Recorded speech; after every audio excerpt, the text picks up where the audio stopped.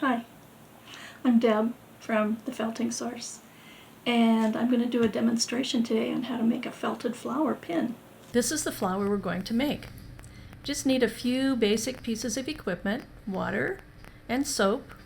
We'll also need some roving in various colors, plastic sheet with a hole in the middle, and a nice piece of netting to cover the project. I've marked my workspace so I know the size of what I'm going to make. I can see it through the netting. And first of all, I'm going to lay out my roving in shingles, in layers. Roving is the same material that a spinner will spin yarn from, but felters like to break it off and lay it in layers. This roving is a lot like a human hair in that it has a central shaft and a series of microscopic scales that run up and down that shaft.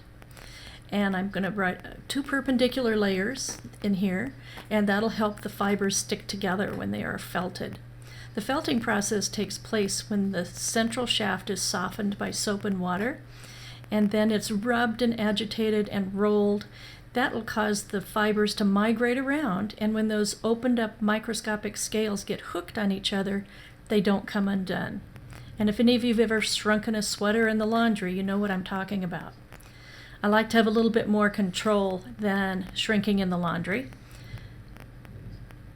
And here's where we wet it out. We make sure that all the fibers are saturated with water, and then I rub on a little bit of bar soap. That'll make sure that all the fibers are saturated. The next step is to cover that one layer with a piece of plastic with a hole in the middle. The hole in the middle is where all the different layers, the leaves, the petals, and the center of the flower are going to attach. We're going to work on the second layer, which is the fuchsia, which is the petals of the flower. I've laid that out, and I'm going to embellish it with a little bit of orange.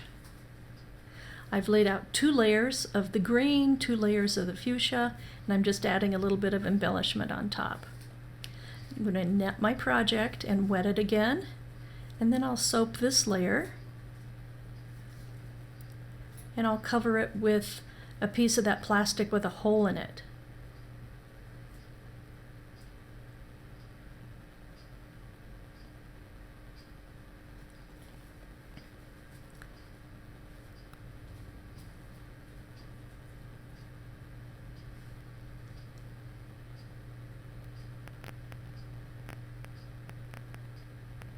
Oops, that's a little small. I'm going to get a bigger piece. There we go.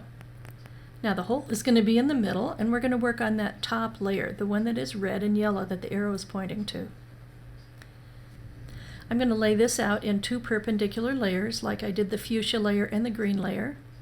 This one will be a little bit smaller though, because I just want the center of the flower to be small and I want it to stick up. So 2 perpendicular layers just like the others. And I'm going to add a little bit of a yellow center to the flower.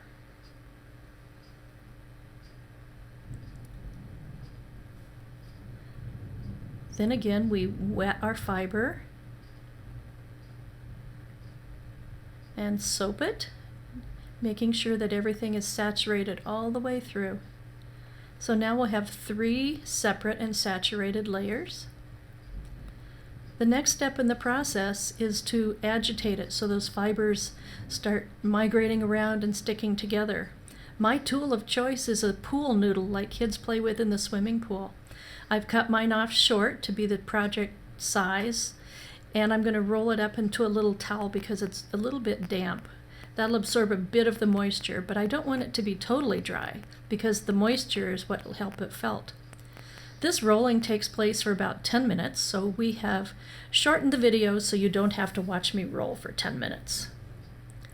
Once we're finished rolling, we can take the rubber bands off the ends, and we're going to test it to see if the fibers have started to felt. What I'm going to be looking for here is to see if I've got any loose fibers still, or I want to just check and make sure, because what I want them to do is to feel like one entire fabric, and they do. That means I can take off the plastic layers that are in between all 3. So when I take off this one, you'll see that the individual center flower, there's layer 1, When I take off the next layer of plastic, there's the petal layer with the green layer on the bottom.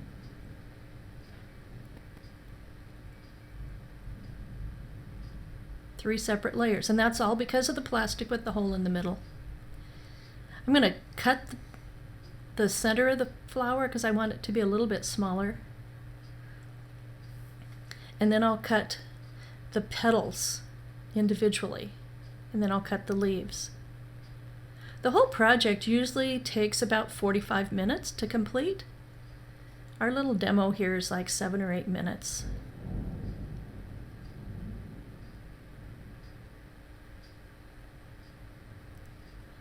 And we've actually speeded up the video so you don't have to watch me cut the entire thing. I'm going to cut the leaves in alternate positions from where the petals are. So they're sticking out longer than the petals, and they show in between where the petals are.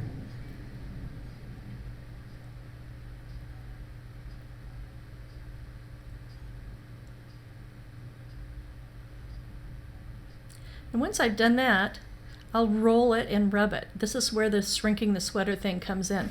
Because after about 10 or 15 minutes of rolling and rubbing, see how much smaller it is?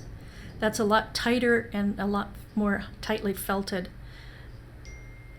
Now you can see where I'm going to attach my pin. I bought a pin back at a bead store. And I'm just going to stitch it on with a couple of stitches in each of the 3 holes in the back of the pin back.